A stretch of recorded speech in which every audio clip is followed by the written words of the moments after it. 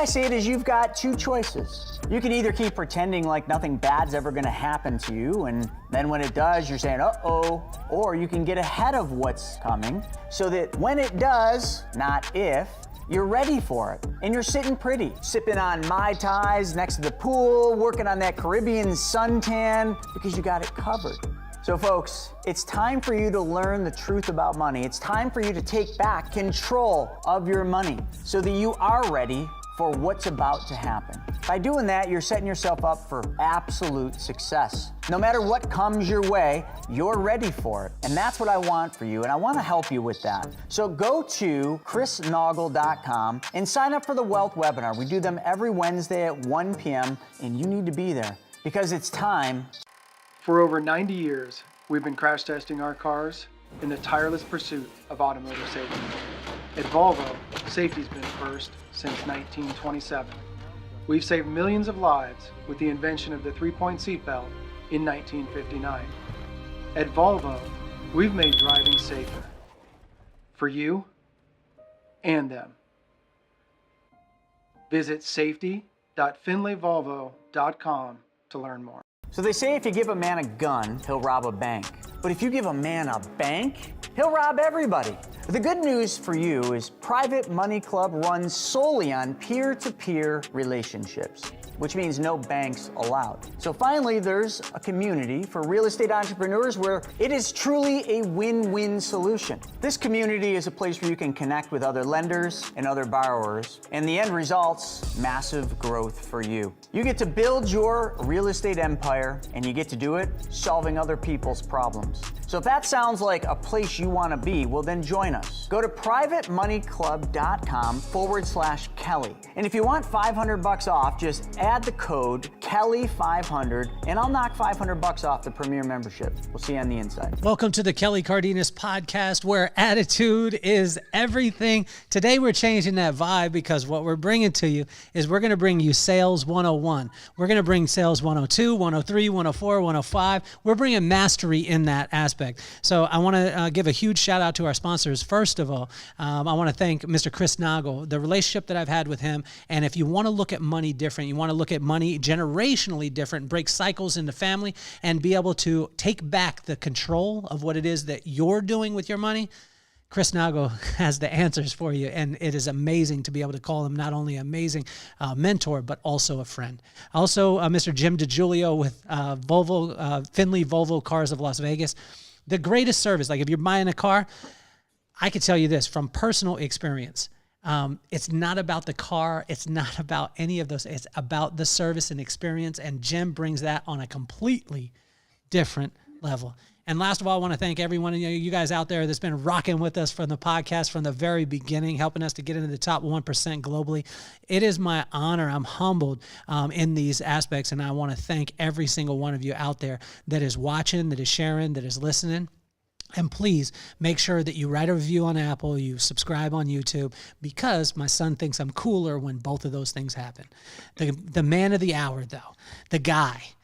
This man is the definition of getting to know people before you ever need them. This is a guy who's constantly contributing to every single other person, just trying to add value to every person and wanting to add an impact to the world, which I think he's already doing. And it's incredible because he's the top salesman in a Fortune 100 company. And when I asked him, he's thinking about, some shifting in his career, in his life. And I asked him, is your company in that city? And he was like, I'm the top salesman of a Fortune 100 company. I'll be good. I'll be good. So please welcome to the show, Mr. Joe Graham. Thank you for having me on, Kelly. I appreciate you, my friend. Well, it's incredible. We titled the podcast today, Selling You, because this is a thing that, I want to dive deep into, and we're going to go into the sales tactics parts like that, but how is it that you've mastered the ability to really sell the brand of you? Because no matter what Joe touches, it's not like you're wondering if the person's going to take it home. You already know before you step into it. So how were you able to establish that early on? By failing, 100% by failing forward. Everyone thinks that it's perfect. It's like the quick call, quick close, quick thing, and you're good to go. But really, it was just trial and error. I literally fell into sales. Now, telling you this might sound funny. In the beginning, literally my first ever sales presentation, I looked at my manager and told him I could not do this. Like I was scared out of my mind doing a flip chart. But the way that you learn is you grow, you learn, you level up, and you just do it. Like when you started with lifting or working out, Kelly, you didn't, hit 50-pound weights. You started doing it slowly by, 10s, 20s, whatever. And I think a lot of times people are so afraid of what is it the other person's thinking about them. And in reality, they're not thinking about them. They're thinking about how you can help them. And then once you switch that, the sky's the limit, because now it's no longer about what I say, what I do. It's just about helping them solve a problem. And now you're golden. So we hear these kind of things, and it's so amazing because I get to know you. I know you as a friend, and I see you enact these things in your life and you live them. Let's go back to young Joe though. Like where did those kind of principles, like where was the foundation laid? Was it parents? Was it family? Was it friends? What was the deciding factor that you wanted to help people solve their challenges as opposed to just looking at Joe? Yeah, I think it's how I was growing up. I grew up in the Midwest, like in a little country town, right? Went with the family, did the stuff, yes, ma'am, no, ma'am, yes, sir, no, sir. Up in Michigan. I'm not from the South, even though I live in Texas. And I learned at that point that helping people was key to winning in life. Like if you were just kind to people, you would get a lot farther than if you were bravado or grumpy or whatever. And my parents, instilled in me that you help people first. Like I seen them do it in action. So they demonstrate. They didn't just talk about it. They like demonstrate. They were like the deacons at the church. They were the ones that always took us in to do the different things. If someone needed something, my dad would fix a car. He would go to the sweet lady's house and help them. There was this older elderly lady. Her name was Osi, and she couldn't mow anymore. So me and my dad would go and mow her yard just because to help them, not to get something, but to help them. But then I started seeing that when you start to help people, it comes back to you. So that was kind of the start of it. Then I got older and, I got into this part where it was just like, okay, well, what do I really want to do? How do I want to make this happen? And then I found that the more relationships, the people that I connected with, the better my life was. But if I help them first, and I know a lot of people come in and they'll go, okay, I'm going to talk to Kelly. I'm going to talk to this person or that person. And what can I get from them? But what I found is if you just go with an attitude of trying to help, all of a sudden doors open up for you and you connect to people that you're like, I don't even know how I got this connection, but it was because my intent was right. Because people know if you're trying to help them or you're trying to take them. That's why we always hear salespeople are bad or this stuff isn't as good, because you see the movies and they're always trying to take them, or you hear the used car salesman. But when you can switch the narrative to helping people first, that's a game changer. I know it sounds so simple, but in reality, I've sold more by just helping than by any pitch, any NLP, any different tactic or strategy. It's always been put them first, find their pain point, and it works. And I know that sounds crazy because if you see the Lambo people or you see the salespeople of today, they're all about, you got to do this and where's my money and where's all this stuff. And in reality, do the Ziegler method, help as many people as possible, and you'll never lack at all. Well, Joe, I saw this in you because we had a gathering. It's actually being rebranded. So it was the Hideout and now it's the Vibe Room. And the Vibe Room, we have that. And when you and I connected, you were actually going to come. And then you called me and said, hey, I've got something else that's happening during that time, but I want my friend to go. Mm-hmm. And this blew my mind, man. And it developed a relationship with Steven and I, which was unbelievable. We had such a great weekend together.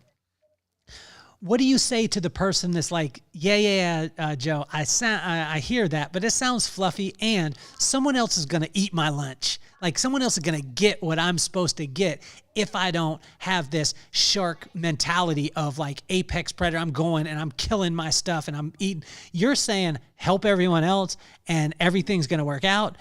What do you say to that person? Sure. I was that guy.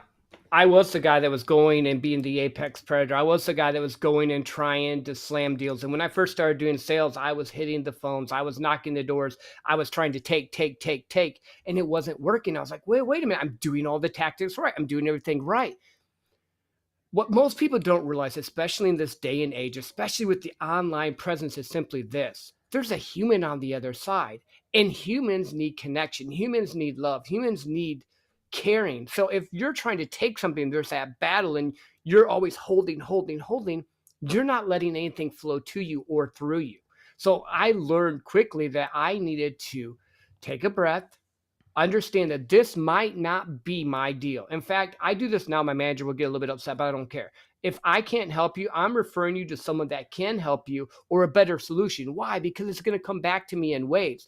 And they're like, oh, wait, why did you do that? You could have gotten a little sale. I said, watch. And then 6 months later, I didn't get that deal, but they referred me to someone that got me like an 8 location deal for the fiber internet, or they referred me to a coaching client, or they referred me to someone else. That whole apex predator is because you're operating in a state of fear, in a state of lack. And in reality, you need to operate in a state of abundance, especially with sales, because sales is a transfer of energy. Like I can change my tone right now. I'm talking excited. I can slow down. I can pull you in. It's the energy you bring to it. And 90% of all communication is nonverbal. So you can come in front all you want and try to take from people all you want and do that, and you'll succeed for a little bit. But then you're going to get burnt and you're going to burn all your bridges, and you're not going to be able to go into rooms where you shouldn't be and talk to people that would blow other people's minds away and have normal conversations with them, because you put people first. Because at the end of the day, it's the right thing to do. And secondly, you're not all that. I hate to tell you this, but there's a bigger shark. There's someone tougher than you. There's someone better than you as a wordsmith, as whatever. But you are the secret sauce to what you do. So when you bring the true you in, you don't have to remember the stories you told. You don't have to remember the games you played. You don't have to remember the little switch and bait thing. You can just come and say, hey, Kelly, here's the deal. This is what I can do. This is how I can help you. If it works, great. If not, I'm going to help you find someone that does. And it's like a reverse kingdom. It flips it upside down. And when I'm in a room, and to give people context, I in my day job, I do work for a Fortune 100 company, and I've won the President's Circle for the last 4 years in a row. My percentage to plan has been over 150% each year. So I know what I'm saying. This stuff works. It's not just me fluff saying this out. And that, like a lot of people say, well, there's an apex predator move. That's not. That's just simple facts. An apex predator would say, I did this, now give me that, But I've done it with kindness. I've done it with caring. I've done better with helping people than trying to do the little quick tricks, the little things that they tell you should do to get them to do or to pressure them in. Who in here likes being pressured? Of people listening or whatever, do you like being pressured? No. But do you like being helped? Yes. There's a difference, which is going to get you farther. So, Joe, what about the person that wasn't raised in the Midwest with a value from their parents of putting other people first, helping them out? Because I spent time in the Midwest. I actually wore my Midwest hat today, represent Chicago. If you're listening, if you're listening on Apple, Wayne Freeman, and I describe something, I've got to describe it in detail. My friend Wayne Freeman told me this, because if you're watching on YouTube, you can see my hat. If you're listening on Apple, Spotify, Pandora, iHeartRadio, Amazon, wherever you're listening, I've got a Chicago hat on that is it's got the 5 stars or the 4 stars on it. Is it 5 stars? 4 stars? 4 stars. 4. So, and I understand the Midwest part because I got to spend time there. But what if we didn't come from there? What if we didn't have our parents encouraging us, Joe? And we're in that place where, like, Joe, this sounds good, but I need to eat today. Rent is due today. Car payment due today. Yep. What do you say? Somewhat the same thing, because I've talked to people in New York that are hustlers. I talk to people in California that are hustlers. In fact, when most people meet me, they think I have a West Coast vibe more so than a Midwest vibe, just because of how I can be and interact. It's still the principles. Principles are principles. Doesn't matter what area you're in. You just might need to reach out more. If you're a New Yorker, let's go. Let's hit 100 calls. Let's hit 200 calls. How much do I need to do? Who do I have to talk to? And we were talking about this beforehand. Know your numbers. So if you have to eat today, if today you don't sell, you don't eat, then you get up at 4:30 in the morning and you start sending out emails and you start making calls and you start doing videos and you start doing whatever it is so that you can attract enough people, but you do it in a way that you can be helpful and do stuff for them. It might be, okay, cool, I'm building my business, but today I need something. I'm going to go knock on the neighbor and say, can I mow your yard for $20? Can I do this so my family can eat? I'm going to do whatever I need to do to take care of it, because I am a hustler. I can do whatever I need to do. But I can still do it with kindness. I can still do it in the right way. And don't hear what I'm not saying. Kindness does not mean meek. It does not mean weak. You can be strong, you can be bold, you can be powerful. I know people that run business that you wouldn't think they're kind, but they're the kindest people, but they have that strong, manly persona. Like that's just who they are as a person. As long as you're 100% uniquely you, you're giving people what they need and you're helping them, you win. Now you may have to work harder. If it's I have to get money right now, I'm going to go to the low hanging fruit. Who have I helped before? And I'm going to ask for a referral. I'm going to say, hey, Kelly, I helped you with this. I'm looking to catch a couple more people. I'll give them a discount. Is there anyone you can direct me to? Why? Because that's going to take me to the finish line faster. There's definitely ways to do it. And I think principles are still principles. I talk to a lot of people from the Northeast and people think, oh, they're rough, they're hard. No, they're just driven. They want it quick. I love CEOs that do that. Most CEOs I know are that way. You just have to give them the points, the facts, and how you can help.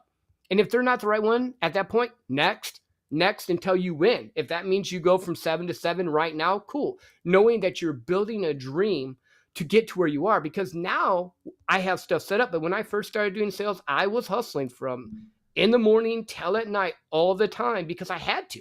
I had no option. You have to make that move. But I don't think it's regional as much as people think it's different. And culture plays into effect too. Who's your target audience? Who are you talking to? If I'm negotiating with someone from certain regions, I know they want a deal. That's just how their culture set up.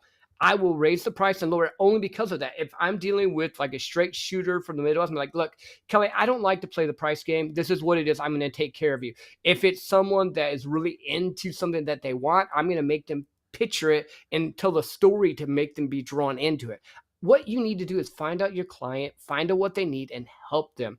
But it's not I don't want it to sound like it's a weak thing to do because you still have to do the pressuring and talking to them, but the way you do it transfers differently. How you talk to different people in different walks of life. Because like I've sold people that are dirt poor and I've sold multimillionaires investments and called their bluff to the point of I've literally told multimillionaires, if you don't have $100,000 to do this deal, I can go talk to someone else. It's okay. You can't play right now.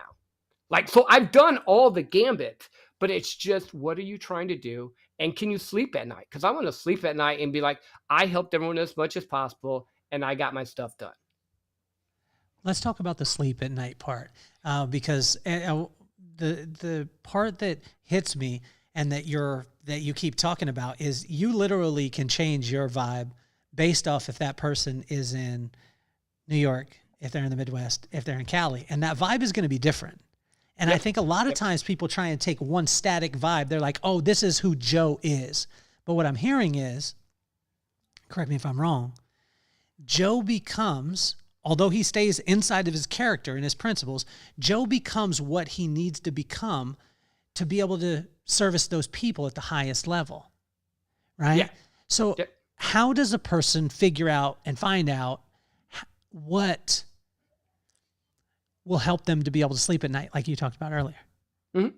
Well, a couple things. One, the first point that you mentioned is I'm just changing the wrapping paper. The message is still the same. I'm going to talk to you in a language you understand. I'm going to connect with you in a language that makes sense for you to be able to picture yourself in the product or service I'm doing, or if I'm coaching and seeing yourself in what you're doing. So I wanted to make sure I covered that part first with it. And then sleeping at night is this: know what your product is. Believe in your product. Make sure your product does what it says. I can't sell something that doesn't work. I can't sell something that doesn't come through. So like I was doing the oil and gas investments, to use an example. And in the beginning, I thought it worked. They told me it was working great. I found out that the wells were doing 10 to 12 barrels a day, which is horrible for wells. I had to leave. I literally quit the job and tried something else because once I knew it wouldn't work, I couldn't do it.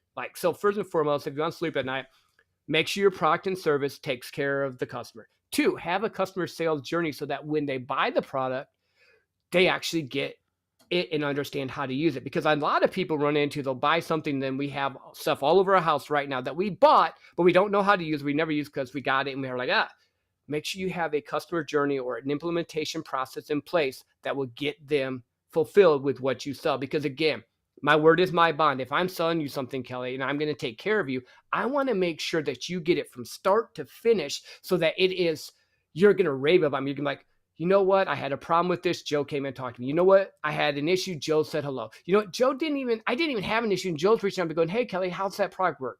It's been 3 days. I just started, but he just reached out. Why? Because again, those human connections, touch points, takes care of the customer, but if the customer is taken care of, now I can go to sleep at night and chill because like I know I did everything in my power to take care of it. And if something goes wrong, here's the part no one likes to do: call the customer immediately, own it, and fix it. I know that is not what a lot of the people want to hear, but if you own a business, if you are in sales, it stops with you. They don't know the project manager is supposed to be helping them. They dropped the ball. They don't know the whatever happened down the road, but they do know you were the person that reached out to them and you're the person that sold them this dream, vision, plan. So you better be there to make sure it's taken care of. And when you do that, guess what? It diffuses the whole situation. Because if I can just say, hey, Kelly, I realize this messed up. I'm so sorry. I'm going to do everything I can to fix it. You're going to have some grace for me normally. If I come to you and go, oh, no, it was the project manager, blah, blah, blah, blah, blah, blah. You're going to be like, yeah, this guy's just trying to scam me. Again, I know it's so funny. Like I harp on it. It's a human connection. So Joe, help me with this too, because the other day I released a video and I did it on purpose, only 10 seconds. And it said, will technology replace people? And then I laughed and paused because I knew it was coming. And I said, only if the vibe is off. Mm-hmm. And I had so many people be like, you don't know what you're talking about. It's going to replace us no matter what. Let's talk about artificial intelligence, which is coming and is already here. Yep. Let's talk about those processes and how does a person stay relevant in sales when you have all this robotic stuff. And let me give you context to it. So when I said that, I actually clipped it out of a video because I had an experience where I went to have my wife's windshield done. Mm-hmm. She needed to get the crack done in it. Big crack, we have to replace it. I reached out at first to a company, and all it was just online stuff. And I was like, I don't feel good on this. I don't want to make my own appointment. And I got frustrated. I just left it. Yep. Then I saw a phone number. Well, when I saw the phone number for the repair of the windshield, I called and I was like, oh, I'm going to talk to a person. Guy answers the phone. I was like, cool, you're getting my business. He was a jerk. Yep. And then but it was still a person. So I was like, cool, I'm going to give him my business. And then he texted me, and then I had to call him back real quick just to reiterate the question. And when I called him back, he said, didn't I already just talk to you and I told you to send me the VIN number? And I was like, dude, you're not my dad.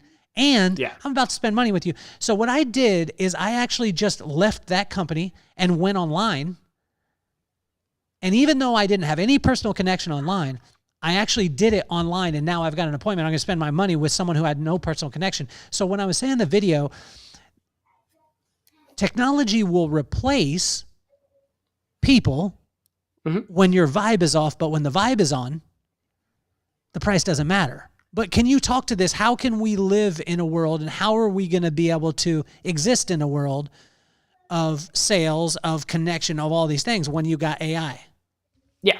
Well, and it's funny. I just did a podcast I released a podcast about 3 weeks ago with my friend Jakob, and he talked about AI. He's an AI expert, been in the business for like 3 years. So like he's not the new ChatGPT guy. So that's kind of cool.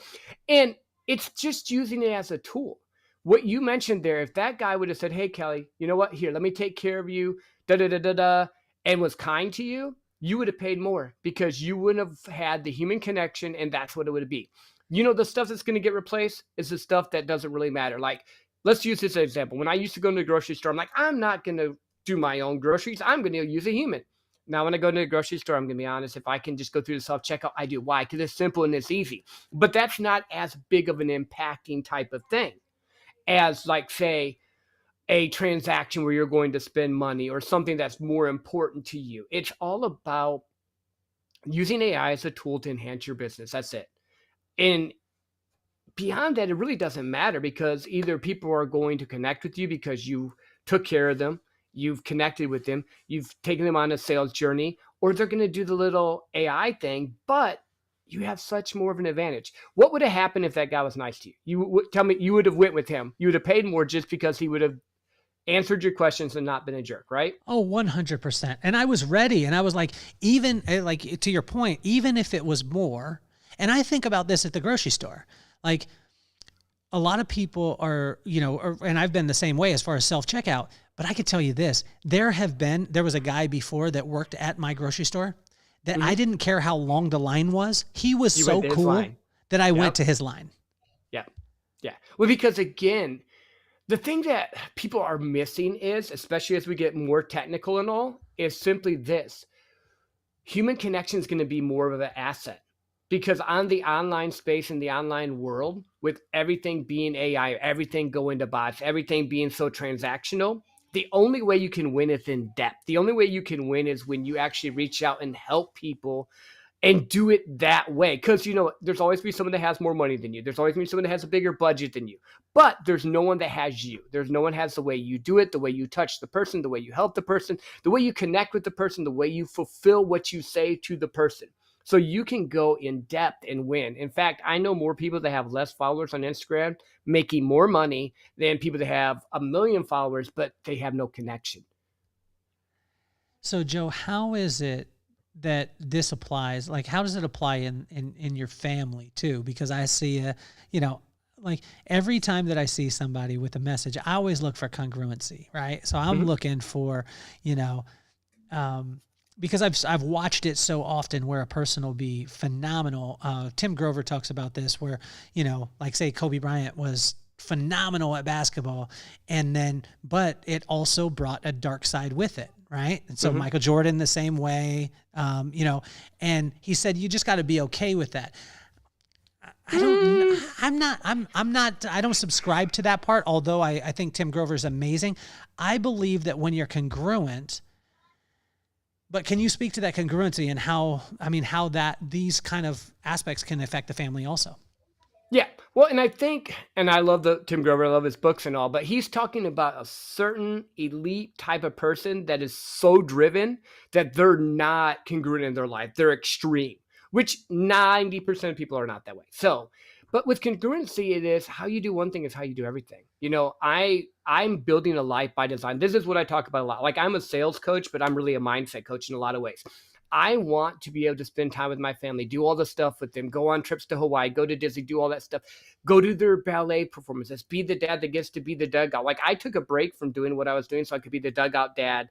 And I don't even I'm not good at baseball. My son played baseball a few years ago. I want to be a part of it. The congruency comes when you actually do what you say you're going to do, because there's a lot of business owners, there's a lot of sales professionals that say, I'm doing this for my family. And I'm like, no, you're not. And that's true love there for me to say, no, you're not. Because guess what? If you are working from 7 a.m. to 7 p.m. or whatever, and you're not at the baseball games, you're not going to things with your family, you're not doing all this stuff, you're not living to what you're saying you want to do. Now, if you're saying you just want to build an empire and family schlamly, that's your life. Cool. That's you. But congruency shows up with everything you do. If your family is supposedly the most important thing, that's what you're putting on Instagram, Facebook, and all, then you better be there for your family instead of being there doing the other stuff. That's just me. I'm hard on myself in that regard. Like, I want to have a life where if I say I'm doing something, you'll see pictures of me doing it, but not so I can show you pictures. Like, I truly want to be present in the moments, because you only get your kids for so long. You only get to take your wife and do stuff with them for so long. You don't know how long that relationship's going to be, because the only person you get to spend with yourself all the time is you. So that's just one point of it. And then the second thing to be congruent is spend time with yourself. I know this is going to sound crazy, but sometimes you actually need to be selfish and love yourself and take time for yourself so you can refill your cup so that you can come back and actually serve and give. The times that you get burnt out and fall into the stuff is when you're giving so much and you're not recharging. Like, I'm an introvert. I know this sounds funny. I'm a sales guy. I'm talking a lot right now. But as a sales guy, like, my wife knows, she'll be like, hey, you need to go for a walk. Hey, you need to go just sit. You need to go do something to recharge, because that is the other thing to be congruent. You have to fill your cup. You have to do what you say you're going to do, and then just build a business around your life that you can do it, or a sales career, or whatever it is that you feel you're called to do. So the confidence that exudes from you too, and it's not a false confidence and not a bravado, and I've never felt this from you, but this kind of confidence is incredible to be around. Like, you and I got to talk the other day, and we were going back and forth, and you had the confidence to, and I told you, I said, if anything that I'm saying is out of line, just tell me. But you had the confidence to be like, no, I'm good. Like, let's talk. Mm-hmm. So being in that confident state, which 95% of the world is not, Joe, what do you fear? Ooh, a couple things, honestly. Success. I think sometimes it actually is a reverse thing. I drive and I push so hard that I fear. And when I say I fear success, it's not that I fear about being successful. I'm a successful person. Like if you look at the stats, I'm successful. But I feared the not getting to where I think I should be. Whether or not that's where I need to be, that's what I fear. It's like they're always driven. I have a hard time enjoying the moment once I achieve it. That's where my mind goes with it. Because like I'll win the sales award. We'll go to Hawaii. We'll do the different things. I'm like, okay, cool. What's next? What's next? So I have to learn to be in the present. The only other thing I would fear is like for family stuff, which I think, you always fear for your family. I'm a dad. I'm a husband. I want to make sure they're always taken care of. If there's stuff I can't do outside of my control, that's going to be there. But on a personal level, it's not failure at this point. It was failure, but now it's like success. Like, am I doing enough? So with all that you've learned about success in sales and just in business in general, but especially in that lane of sales, I had a friend, to give context to this, I had a friend that was an amazing businessman, got involved with the church. And he started volunteering and working with the church. And then he made the comment to me, I wish that there's some things that I wish that I never saw because I can't unsee them. Yeah. In the organization and things, because it was hard for him to then sit in the congregation and just enjoy because he knew what was happening. What do you wish you could unlearn about sales? About sales. Ooh, that's good. Here's the weird thing. I love sales because I've switched it in my head to problem solving now. So it's taken away the icky connotation. Now I grew up in the Midwest where sales was just bad. Like you shouldn't be a salesperson. Wish I could unlearn. Let's open that up a little bit more because I don't know if there's really anything, because maybe I'm thinking strategy and tactics here that I want to unlearn about sales. Are you talking about the dark side of sales where people are taking advantage of people, or what? Ask me that question a little bit differently because I think I went the wrong route with it. Yeah, I mean, I think it could be anything. I mean, say like if I was to be asked like what do I want to unlearn about marriage? I probably would have went back to early on in my life, some of the examples that I saw, and I drug those into my marriage. Right. Okay. Yeah. That makes sense. Does that make sense? So when now that you have this vast knowledge of sales, if your son was going into sales and you have a clear slate, like what are some of the things that you have in your brain that you can't unsee? Because as guys, we can't unsee it. Right. What do you wish you could unlearn? The power to sales is a lot about psychology and how you do things. And I have I read people for a living. Like I am an expert. Like I read people. So I wish that I could turn that off at times. Like I would get a vibe, I'll get a thought, I'll get a process with someone and I'll make a judgment, and I could be wrong, but just because of my training and stuff, I wish I could unlearn that. In my early sales career, I learned the gimmicks, I learned the tricks, I learned the things to take advantage and get people to buy. I wish I could unlearn that. I wish I would have started with the Ziegler method. I wish I would have started with helping people first, but I didn't know. Here's the cool thing though. You got to go through those things a lot of times so that you can become the person you're supposed to be. You got to get burnt sometimes so you learn how to actually not touch the stove or not do the thing. And sometimes it's just, I'm happy and grateful for what I went through because it's made me the man I am today. Now I've made mistakes. I messed stuff up. I've screwed things up. I've blown deals that I wish I knew how I could have said it better at the time. But at the end of the day, right now, we're the sum of who we are because of the choices we made. Now we can just move forward from there. But yeah, that would be the couple things I think if I was looking at it that I would try to change. So Joe, I haven't got this opportunity, but I remember watching as a kid, and if you're a mid-70s baby, early 70s baby, you know exactly what I'm talking about. There was this show, it's probably like mid to later 80s, where there was magicians and they would cover up their face And then the magicians would tell the secrets of the magicians. And this was like, because magic, if you grew up in my time, that 75, 72, 70, like right around in that range, you know what I'm talking about. Like magicians were the thing. Like it was the coolest.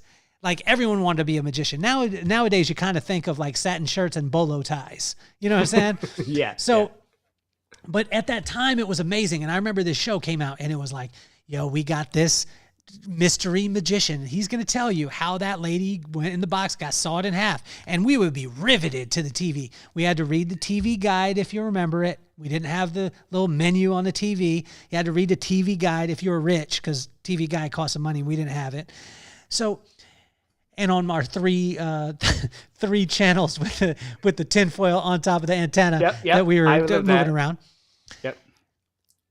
Take us into sales and let us know some of the techniques that are being used that people don't pick up on. I'll give you an example quickly. Mm-hmm. I was on the call the other day with a company that I will not say. But the guy came on. He said, "What is your name?" I said, "Kelly." He said, "What's your last name?" I said, "Cardenas." He said, "Oh, it's now so nice to meet you, Kelly." And I knew this stuff was happening because I've been through this stuff, but I was watching it, or I was listening to it. And he's like, "Oh, Kelly." He said, "How can I help you?" I told him what I needed. I needed some sped up internet. He said, "Oh, wow. Why is that?" I said, "Oh, well, I have a podcast." He said, "What is your podcast name?" And I told him. And as I was going, even though I knew it was happening, I was still feeling like, wow, he's interested in me. And then he's like, "Let me write that down because I want to listen to it. Is it on this? Is it on this? What does it cover? Why are you doing it?" I was like, wow, this is amazing. This guy really cares about me. Then he went through and he was like, "Oh, we're just going to get a couple of stats for you." Blah, blah, blah. And then towards the end, I was like, I needed to check on some prices and I need to talk to my wife because we're looking at different things. He was like, "Well, why don't we just go ahead and do the sales process, get it done, because as a 30-day, 30-day setup where you can just cancel it. So we might as well go ahead and do that. So you have your service even if you don't need it." And I was like, as we're going through this, I knew what he was doing. Mm-hmm. But there's a lot of people out there that don't know that these things are happening and they get taken advantage of. Yeah. Yeah. Can you let us in on some of these things, or are you bound by the salesman code where you're not allowed to say? No, I can, because I don't use them. I don't like them. A lot of times what happens is because you're going through a sales process, just like any other type of thing, they're guiding you down to get you to make a yes or a no. A lot of times in that position you just mentioned with the wife, you'd be like, "Well, you can't make a decision without your wife? It's just like $50, Kelly. What are you doing?" Like they'll call your manhood. They'll do stuff like that. They'll do well, you know what, Kelly? This is what I'm going to do for you. If you do it today, I'm going to give you 60 days free. Is that okay? Will you do it now? And they'll get that mental manipulation or that NLP. He was asking you for your name because that's an old Ziegler technique. People that like to hear their name, you say it 6, 7, 8 times, you get more connection with them because they love hearing their name. Then he touched your heart because the podcast is your heart. What sales does, if done wrong, is like mental manipulation. And that's why you feel that remorse. When it's genuine and truth, then it's good. So like if you and I were talking to that, I'd say, "Cool. Yeah, go talk with your wife. Let me know. Do you want me to call you back on Tuesday? Can I call you at 10 or at 2? I still didn't completely let you off the hook. All I did was set an anchor to touch base with you, and we agreed on it, but we're working together instead of, really, man, let's just set this up now. It's only $30. You spend $30 all the time. That's not really a big deal." Those are really actually low level type of ways that they do it. Other things that people try to do is get you to say something to where they can catch you on it. "No, you said you would do this if we did this." Or they'll be like, "If I can get this for you, Kelly, will you do this?" Like say that let's use the travel people. You go in the timeshare, right? "Kelly, today, look, you want your wife to be in Hawaii, right? She wants the house on the beach. This is a condo. You can't do it by yourself right now, but if you buy this timeshare, Kelly, she's going to love you forever. You'll have a condo in Hawaii. You can even tell your buddies you have a condo in Hawaii. You don't have to tell them it's a timeshare." They will do those type of things to get you to picture yourself and see it in there, or pull on your heartstrings or your tug. And then you're like feeling it and you get caught up in the emotional aspect of it and you make an emotional decision instead of a logical decision. And there's a lot of training, a lot of people out there that's what they tried to do to get you to make that decision. So you just want to be aware. Like if you walk into a car dealership, that's all that is. So take your keys. They have to talk to the manager. They never have to do that. They don't have to talk to the manager. Sales is a made up. Here's a great secret. Sales is a made up number, right? This is an iPhone. Oh, let me put it in front of the camera. This is an iPhone, right? I love an iPhone. I'll pay $1,000 for it because it's great for me. My wife hates iPhones. She won't pay $3 for an iPhone. But a Samsung, which she likes, she'll pay $1,000. I'm like, I don't really care about a Samsung. They're both phones. They both do the same thing. I value one. She values the other. It's just marketing, sales, and all got me to say, I need that product.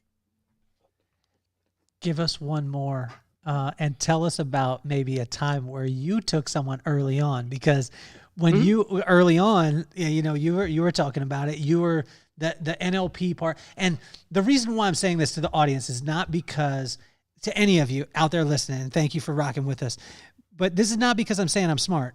I've just been around it. So I was raised on Ziegler. I was raised on these things and I watched them happen. So seeing it, like it's almost for me in that realm, the game slows down. The game slows down and I can see it.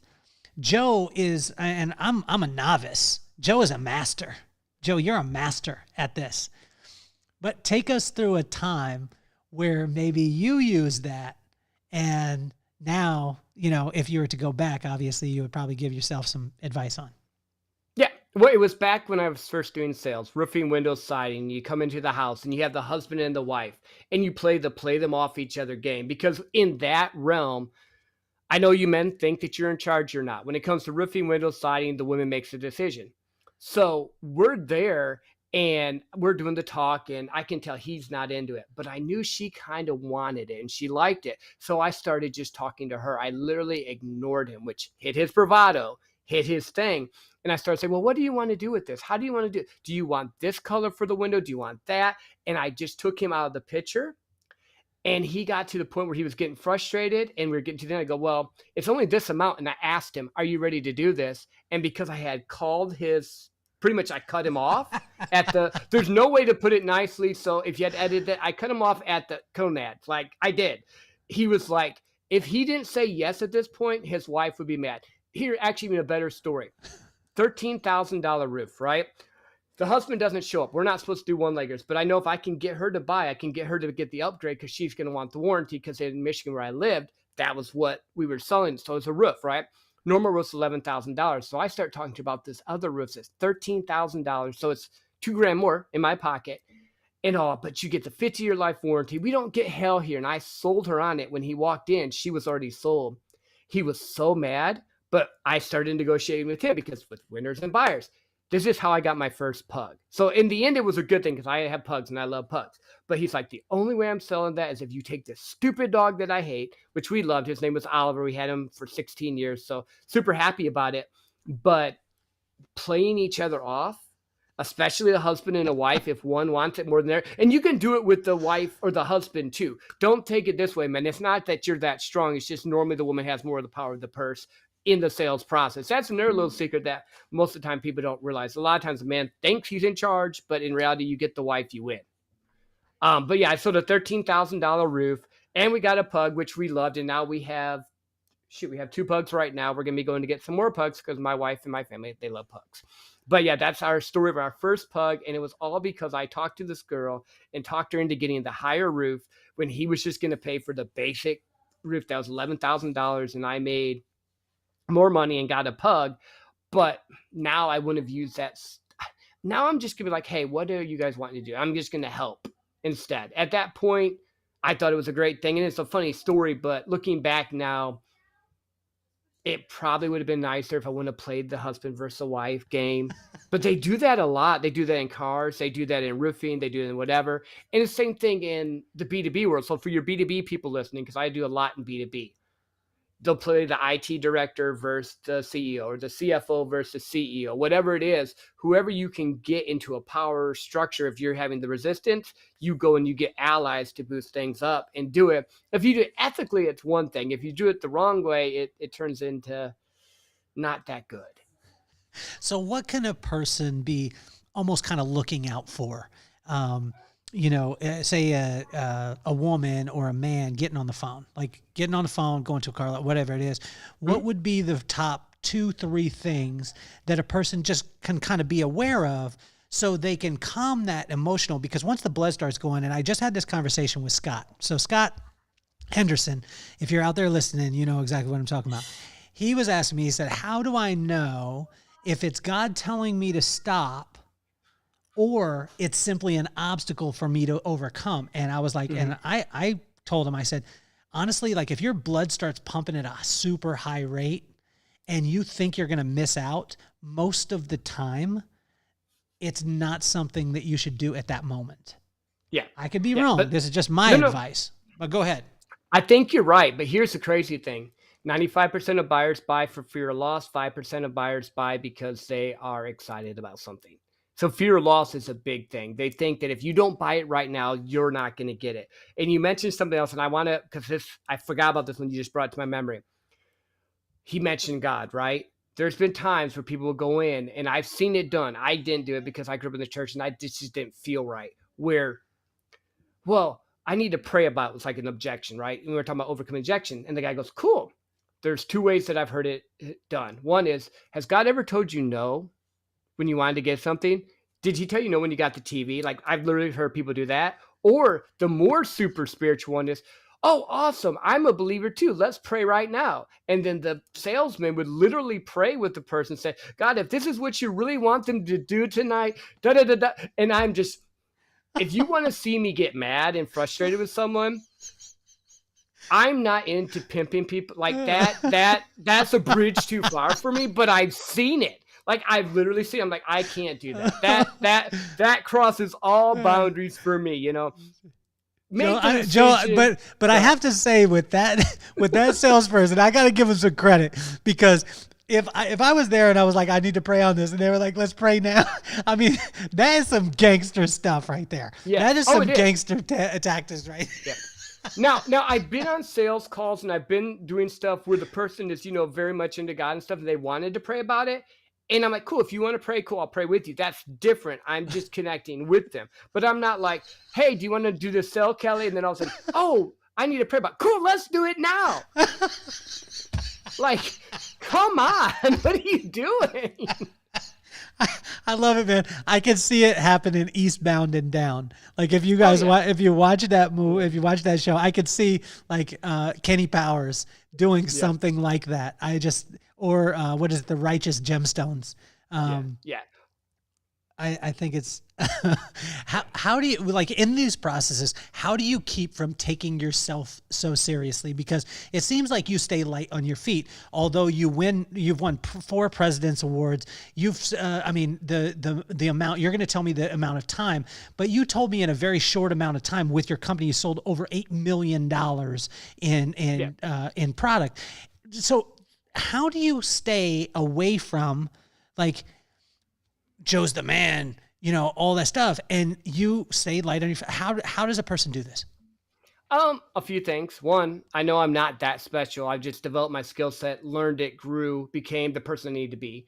2, it's not about me. So if I'm thinking about it and I'm helping someone and they buy a product, it's not about me. So when I take that off, it takes the fear of rejection away first. So if you tell me no, well, it's not about me. You just didn't want my product right now. If I come into a situation and I'm talking to you about something, you're thinking about how it's going to affect you, what it's going to do for you. So if you can be disconnected. I know this sounds weird because in the sales process, I'm connecting, I'm talking, but if I can be disconnected from the outcome and I just know my systems and processes are in place where I'm making the right calls, I'm doing the right presentations, I'm doing the things that need to be done to make it happen, and then the numbers work out for themselves. Now I can work with ambiguity because I'm not relying on you just buying. I don't just have one person. I build a pipeline up big enough that I don't have to worry about this one sale coming through. I have 10 other people I can go and help. And again, I'm just sowing seed. If you go into the biblical terms, you keep sowing, you're going to reap. Some of it reaps really quickly. Some of it takes time to nurture. And some of it might be 2, 3, 4 years down the road. There's some deals I worked on that were 2, 3, 4 years, but when they come in, they're like $200,000, $300,000 deals. It's okay. It's just being able to do that, understand that it's not about you. When it comes to the sales process, it's 100% about them. And then once you win so many awards, or once you win something, it's not as exciting. Like the first time that you win something is exciting, it's great, it's awesome. But then after you've done it, I've done that. I've accomplished that. That's not as exciting to me at this point now. What's next? Like it's not, that's just how my mind works with it. I don't know if that's correct or not. That's just where my mind goes. And I've been in rooms where people have sold billions of dollars. I've been around people that have sold hundreds of millions. So I'm like, yeah, I'm good. That's great. I've helped a lot of people, but I just don't look at it. Oh, look at me now. Because there's always going to be someone that's a little bit better, a little bit brighter, a little bit faster. But if you just stick to you and are genuine and heartfelt and help people, you win. And what's yours is yours, and what's theirs is theirs. And guess what? There's so much for everyone. It doesn't really matter. Joe, what's the fun? You were talking about some. I'm still laughing when you say that the person broke down and prayed for him right then. They did. Tell I've us seen it multiple times. Tell us another. Tell us one of the funniest stories that you've seen in sales where a person is willing to go to such lengths to sell. Yeah. That's probably one of the funnier ones. Other stuff that's more of, I'm trying to think of a funny story. Like, I've seen some crazy people do crazy things. Like, I was door knocking once. This is funny. So I'm door knocking in an area. There's tons of houses around, right? And I'm selling for, I think this was for cable TV at the time. So I've been in sales for 18 years, right? These electrical guys come sprinting past me to get to the door before me because they wanted to hit the street that I was halfway down. I'm like, bro, what the heck? Literally sprinted past me to run into the door so they could do their pitch. I just followed it up a little bit later and go, were they okay? Did they know? Like, I just joked. I'm like, do they know you? What's going on? She goes, no, they just want to sell electric to me. I'm like, okay, I'm not selling electric. I just need to know if you wanted to TV. I've never seen that happen. She goes, yeah, I thought they were going to hurt themselves. I thought something was wrong. And she and I had a good laugh. And I'm like, yeah, I promise I'm not going to rush you. I'm not going to run up to your door and pound on it. And I was like, it was just a weird connection. Like, there's some weird stories when you get into door to door that I probably shouldn't tell because people are weird in general. But yeah, like I think that was probably one of the funniest things that I've seen sales wise, or yeah. What about Joe? Side. Hey Joe, what about the power of hearing no? Because when you door knock, or you're in sales at all, I think one of the most powerful things is hearing no and being okay in that situation. But in today's society, a lot of time we're not programmed to hear no. We're programmed that everything is good. I'm going to get everything that I want.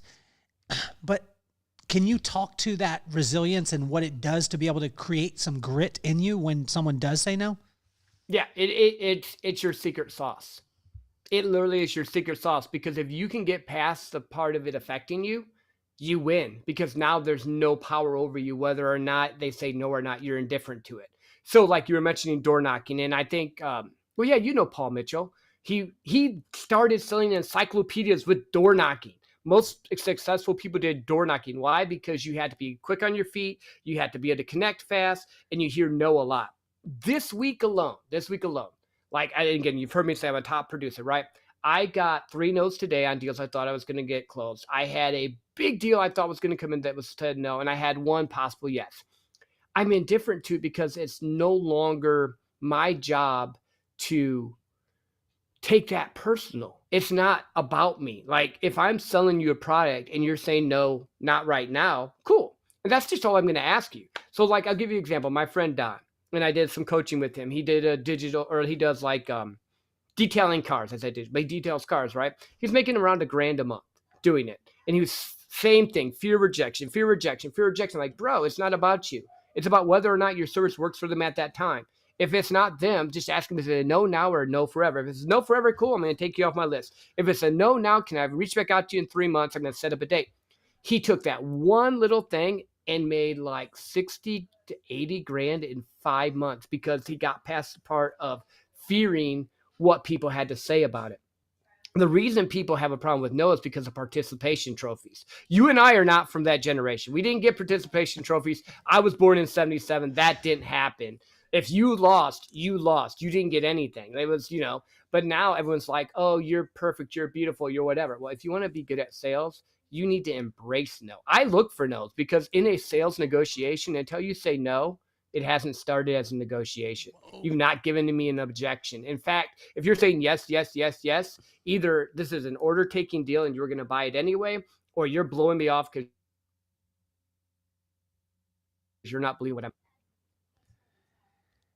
So how does a person recover? Like, how do they recover from these things? Because when you're saying it's a secret sauce, some people are like, well, I want to apply that now today, Joe, and I'm going to go out and try and get people to say no to me. But it sometimes that hurts. Oh, it hurts. It does. But first, you don't have to go out and get people to say no to you. They just will. You're good there. You don't have to do that part. Second, it's building up the mental fortitude. And what are you doing to build yourself up daily? Do you have a stillness practice, a prayer practice, a meditation practice, whatever it is that you do to refill yourself? Are you leveling up and learning your craft so that you know that you're there? Are you willing to embrace the risk? A lot of people are afraid of risk. That's what it is. You're afraid of what you're going to lose. Remember that fear of loss? Well, here's the thing. If you don't ask, you won't know. Like when I was in high school, I got the homecoming queen to dance with me. And I was a freshman because I had the guts to go up and ask her. Now, a little caveat, she was in my choir class, so I did kind of know who she was. But still, ninth grader, homecoming queen, little country town, that's like a big deal. If I wouldn't have went up and asked, I wouldn't have been impressed all my buddies. I wouldn't have gotten to dance with her for like 2 dances to where her then new boyfriend came up and goes, if he's going to ask to dance with you, at least I am. Like I encouraged a senior to have the guts to do it because a little geeky freshman, went and asked her to dance because she was sitting there by herself. The other thing is that people don't realize is that you have to ask. And if you don't ask, a lot of people are just waiting for you to ask. Like if we were going to go to dinner and I said, hey, you want to go to dinner? Cool, great. When do you want to go? Where do you want to go? If I don't ask you this stuff, we could talk about going to dinner all day long, but it's not going to happen. It's the same thing. And it's just building up that fortitude and understanding that when they say no, it's not personal. You get told no all the time. As a guy, we get told no. When you've tried other stuff in the past, you got told no. The cool thing with sales is when you get told yes, you get paid. You make money. You make a lot of money. You can actually write your own checks. You can do a lot more. And also, once you learn that, it just doesn't matter. Then again, it's just, okay, I know my presentation. We talked about it a little bit before, being indifferent from the outcome. I know my presentation. I know my product. I know my service. I know I can help people. And I'm just going to go to the next person. To the next person until someone says yes. And then you get enough yes so that you know how much money you want to make so you can feed your family for the week. And then if you get done early, great. And then when you get really good at getting no's, you don't have to have as many because now you just overcome the objections. Well, no. Okay, cool. I get that, Kelly. You said no on the TV part. I got that. What are you looking for? And then I just ask him a question. I might reframe it back to him. Cool. No, I understand. You don't want to do that right now. Great. Is this the reason why? Or explain that to me a little bit. Open them back up. Get them to talk more about it. Because here's the other, we didn't touch on this, but this is a huge secret I have. If you're talking more than your client or prospect, you lose. You need them to be talking. Don't pitch about your product. Don't pitch about your service. Don't tell them how great you are. Find out their pain points, answer their questions, sell them. Because they've already come to you. Marketing did their job, or you called them and got them on the phone. So they know you can fix it. They need to be seen and heard, not pitched and barfed on. So people talk, Joe, and I see you as this example. People always talk about the power of proximity, although I don't really believe in that on its own. The power of proximity becomes rocket fuel when participation is added. Mm-hmm. Can you talk to this? Because even times where I'm in certain groups, I'm in a group, but only 5% of the people actually engage. And those 5% are the people that go and get all the spoils. Mm-hmm. Talk about that proximity, but also your participation and how a person can start to add that in their life. Yeah. Well, when you get into a room or if you pay to go to a mastermind event or something and you're there, get your full worth. Like, because here's the thing, if you're invited into a room, you belong in the room. And a lot of times we get caught up, oh, wait, that's Kelly, I can't talk to him. Oh, wait, that's Gregory, I can't talk to him. Oh, wait, that's Matt Vincent, I can't talk to him. They're normal people. Second, talk to them like they're a normal human. Like when you and I talk, I don't talk to you about, oh, Kelly, you're so great. I'm your biggest fan. This is so awesome. No, I literally will come in and talk to you on a normal thing. Like I was at my buddy George's event. There was a super high level person that doesn't really talk to as many people. I literally went over and talked to him and just talked to him about his life, introduced myself like, hey, I'm the speed, say hello. Nothing crazy. Didn't say I was his biggest fan. Didn't say I was doing anything. I just connected on a personal level. I got 30 minutes with a guy that doesn't normally talk to anyone because I talked to him about him. Oh, wait, there's the human connection again. I engaged with him on something he was interested in. Then he asked me about what I was doing. He's like, oh, that's pretty cool. Because again, high level, high net worth people are getting their butts kissed all day long. So when you distinguish yourself differently and treat them like a human and talk, not being disrespectful, you wouldn't be like going up, hey, yo, what? Like you got to, there's some balance to, so don't hear what I'm not saying, but not coming up fanboying or fangirling, just talk to them like a human. You'll make connections and get into rooms that are crazy. And I think the problem is people pay to get into the rooms and they're like, come on, see me. Someone say hello to me. Someone help me. You know what I do at any event I go to now? The first one I went to, I was a little bit shy. I'm like, I'm that guy sitting in the corner going, I'm like, why am I doing this? Ever since then, I go and I try to talk to anyone sitting there because I'm like, this is hitting gold. They're not talking to anyone. Maybe I can reach them. Maybe there's something I can give to them. And then what ends up happening is a lot of my podcast guests have come from that. A lot of the connections I've had that come from that. My phone has more millionaires on it than I ever dreamed in my life. Not saying that to brag. It's just because you mentioned the power of proximity. I'm getting in the right rooms. I'm talking to the right people, but I'm talking to them on a level of respect, but friendship first, not what can I get from you? Hey, can you help me? Can I pick your brain? Can I do that? Because everyone tries to pick the brain. Be human. Be human with them, and you are going to get so much farther than if you came and just tried to take, because they're getting taken from all the time. So Joe, your vibe is undeniable, and being able to have a service kind. How do you monitor that with you and be able to stay in that pocket? Because listening to you, there's a statement that you've said, and you've said it twice. Don't hear what I didn't say. Mm-hmm. And the first time you said it earlier in the podcast, I was like, okay, that was gangster. Then you said it again, and I was like, I can't pass it up. But how can you continue to stay in that lane and build that up and construct the type of vibe that you have, like, as you move forward, when you're constantly taking blows, you're taking, the circumstances aren't exactly perfect. There was, even the other day when we were talking, like you were beating up on yourself a little bit, and you were like, hey, I want to do X and I want to do that. And I was like, man, everybody wants to be doing what Joe's doing. So yeah. How do you, what's the bumpers for you? A few things. The right support system, having people that can speak into your life like you, like other people that I allow, but they have a certain criteria for me. So they have to have done more than me. They have to understand things better than me. And they have to have an ability to help me and speak to me in a way that I can't see, because we all have blinders. 2, family. My wife is my rock. Like when it comes to different stuff, she is a good gauge for me. She's like, hey, you need to go and relax. Hey, no, you need to go do this. And I'm that for her too, because I think a lot of times we try to get into our, as my friend Brian would say, armor. We try to get our little walls up. We try to do all these things and be this persona. Be you. When I'm me, I don't have to pretend. I don't have to remember the dumb stories I told, because I don't have to remember. I'm being me. I'm being genuine. It takes the guessing game out. And then just know where you're at in that thing and build a relationship with you. I know that we touched on this a little bit, but I think most entrepreneurs are bad at it. We're always trying to be busy. Same thing with sales professionals. We're always trying to do this, do that, do this, do that.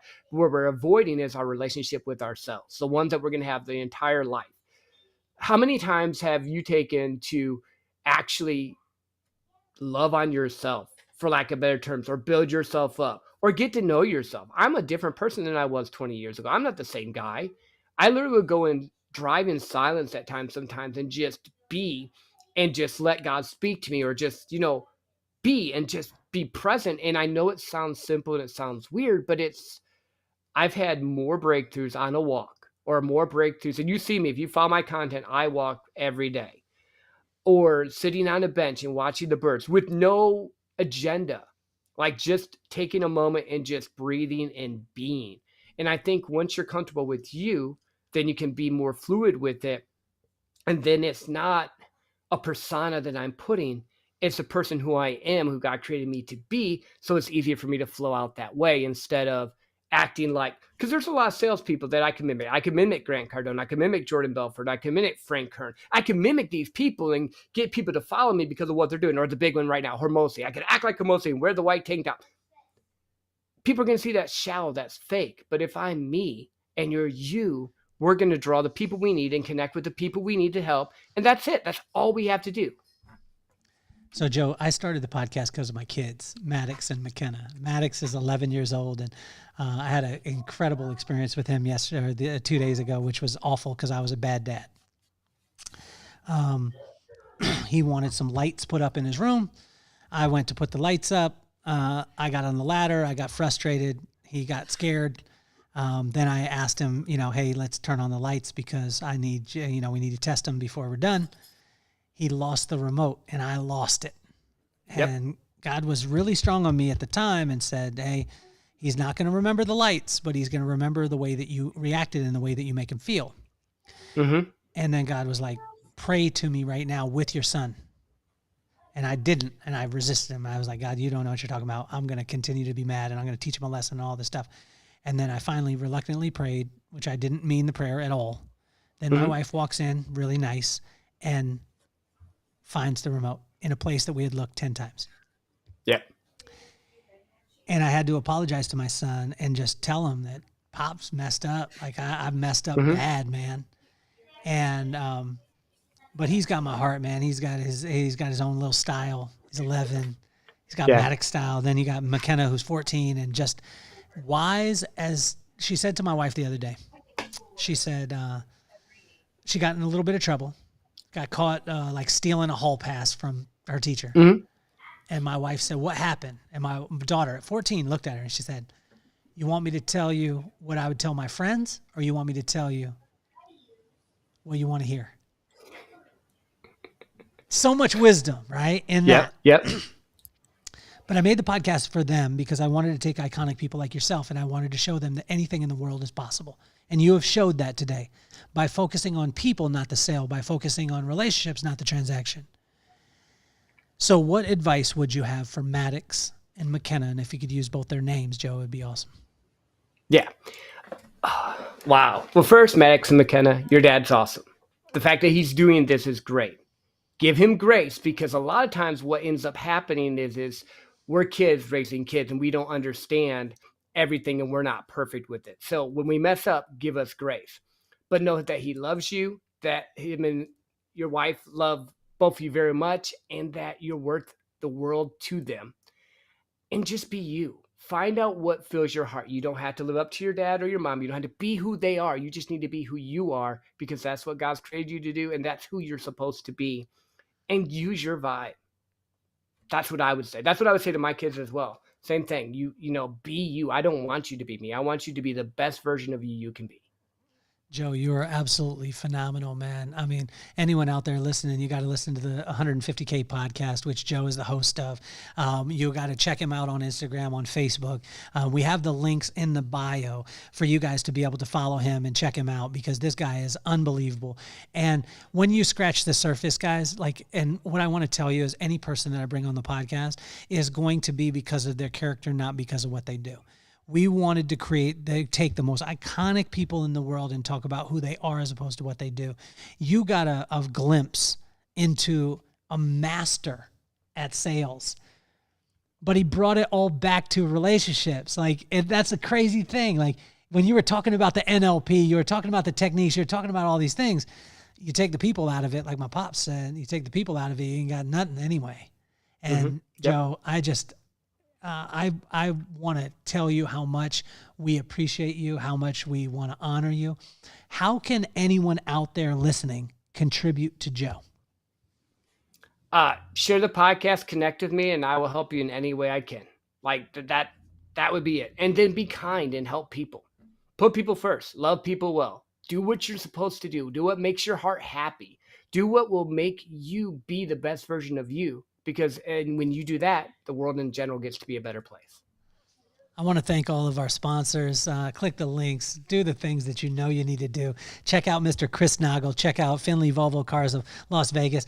And there's a new one that's coming. We're going to be talking about it soon. It's actually my son's favorite food in the world, Anthony Torres. You know exactly what I'm talking about. And you're going to start to see more and more of it. We've got a young man who's a retired Green Beret. And he and my friend Anthony Torres just started a company, and it is going to be absolutely phenomenal. My son is going to be consuming, and all of you out there are going to be consuming also. I can't wait for you guys to have it.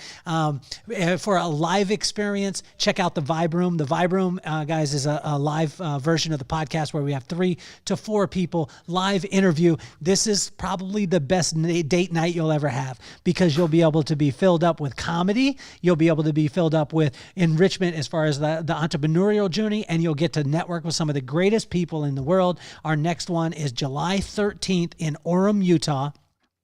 It's coming to Carlsbad in August, and in September, we're going to be in LA. Some of the greatest people in the world are going to be there, and they're touchable. They're in the room, and that Vibe Room is something that is unbelievable. So I wanted to let you guys know of that. Joe, you have been phenomenal, man. I love you a ton. I already told you that I'm going to force you to be my friend for the rest of our lives. And I want to thank you again for being on the show, man. You're an absolute phenomenon. Thank you for having me, Kelly. I've loved it, and I love you too, my friend. You're officially off the hot seat.